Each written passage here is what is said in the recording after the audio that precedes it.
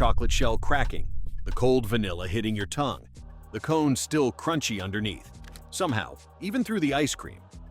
The Drumstick has been doing that since 1928. Nearly a century later, it still feels like summer in your hand. But making millions of them with the chocolate snapped just right, the cone kept crisp, and the ice cream swirled perfectly every time, that's not just dessert, that's engineering. The Drumstick experience starts with the cone, which is more engineered than most of us realize. The wafer cone used in a Drumstick isn't a standard ice cream cone. It's designed to survive filling, coating, freezing, packaging, and months in storage while still staying crisp. The cone begins as a thin batter made from ingredients like flour, sugar, water, and oil. It's spread onto heated metal plates, which cook it in seconds into a crisp wafer sheet with the recognizable grid pattern. While it's still warm and flexible, the wafer is rolled around a cone-shaped form. As it cools, it hardens into the familiar tapered shape, with the tip sealed shut so it can hold the filling. Once formed, the cones are inspected for cracks or defects before moving on. Then comes the key challenge, keeping the cone crisp even after it's filled with ice cream. The solution is a thin chocolate lining on the inside of the cone. That coating acts as a moisture barrier, helping prevent the wafer from turning soggy. A machine applies the chocolate, spins the cone to spread it evenly, and lets it set quickly before filling begins. While the cones are being made, the ice cream is produced elsewhere in the facility, and that process is fascinating in its own right. The base mix usually includes milk, cream, sugar, corn syrup, stabilizers, and emulsifiers. The stabilizers help keep ice crystals small so the ice cream stays smooth, while the emulsifiers help the fat and water blend evenly. The mix is pasteurized, then sent through a homogenizer, a machine that forces the liquid through tiny openings under very high pressure, breaking the fat into much smaller particles for a smoother texture. The mix is then cooled and aged for several hours so the stabilizers fully hydrate and the fat begins to set. Next, the mix enters the continuous freezer.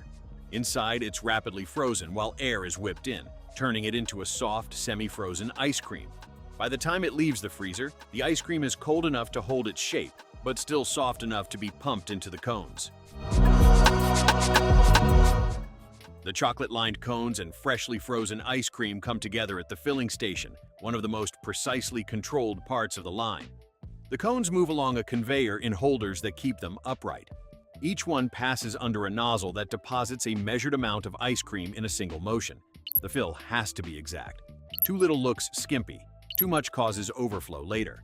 The machines are calibrated to keep every cone consistent. The ice cream is deposited in a rounded swirl above the rim.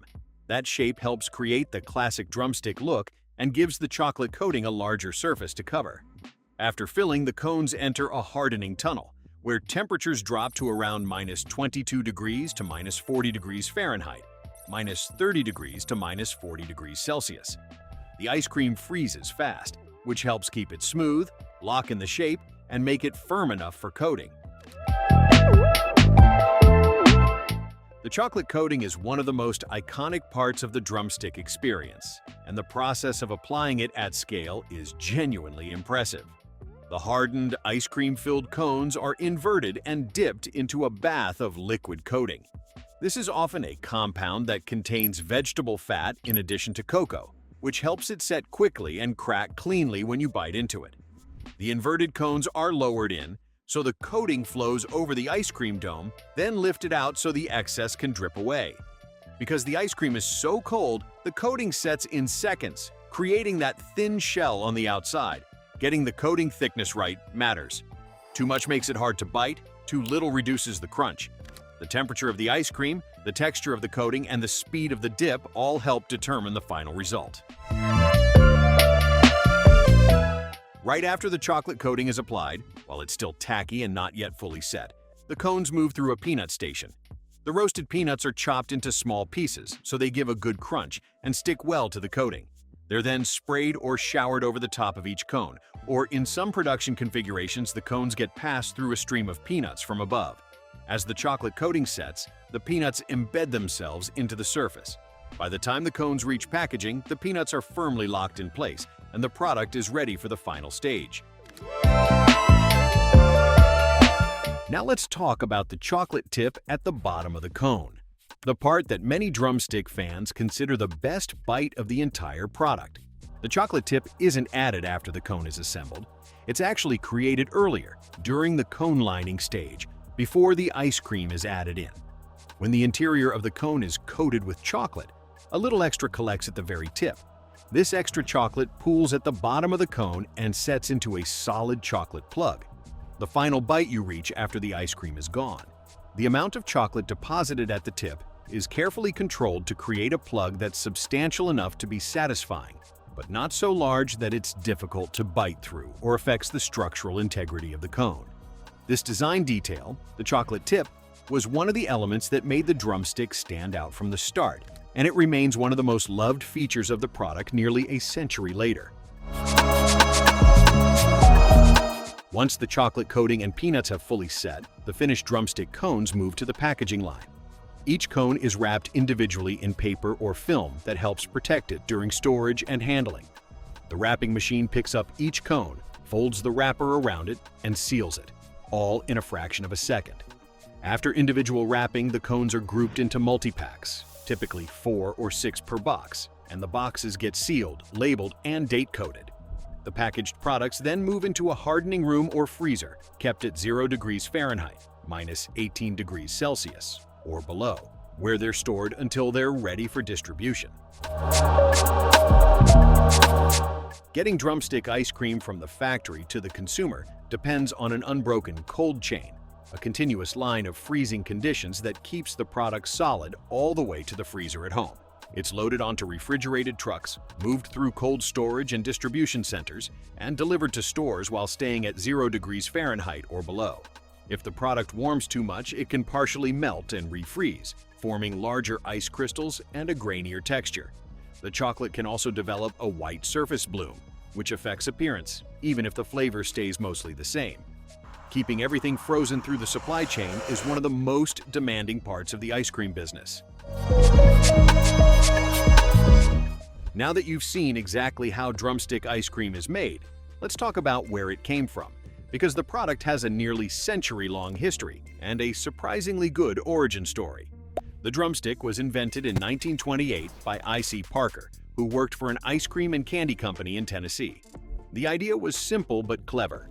Fill a wafer cone with ice cream, dip it in chocolate, and top it with peanuts to create a portable treat that could be eaten without a bowl or spoon. The name drumstick came from the shape of the finished product, which was said to resemble a chicken drumstick. The product quickly became a hit and spread far beyond its original market. Over time, larger companies helped expand its reach, and Drumstick eventually became a major national ice cream brand. It now comes in many variations, but the original chocolate, peanut, and vanilla version is still the classic people know best. The basic design of the product, the cone, the ice cream dome, the chocolate coating, the peanuts, and the chocolate tip, has remained remarkably consistent since 1928. Nearly a century later, the original idea is still the one that defines it. Before we wrap up, here are a few drumstick and ice cream industry facts that put everything we've discussed into perspective. The United States is one of the biggest ice cream markets in the world, and novelties like drumsticks make up a major share of that demand because they're portable and easy to sell individually. Drumstick's chocolate coating is specially formulated to harden at freezer temperatures and crack cleanly when bitten. The peanuts are roasted and controlled for flavor and crunch, so they stay crisp through storage. Over time, drumstick production became highly automated, allowing factories to make thousands of cones per hour with remarkable consistency. And finally, the chocolate tip at the bottom of the cone, the bite many fans save for last, remains one of the product's most memorable details nearly a century later. So, there you have it. This is how drumstick ice cream cones are made in the factory. Do you save the chocolate tip for last? Let us know in the comments. And if you enjoyed this deep dive into how your favorite treats are actually made, remember to like this video and subscribe to the channel. We've got more factory tours, food science, and behind-the-scenes breakdowns coming your way. Until next time, thanks for watching.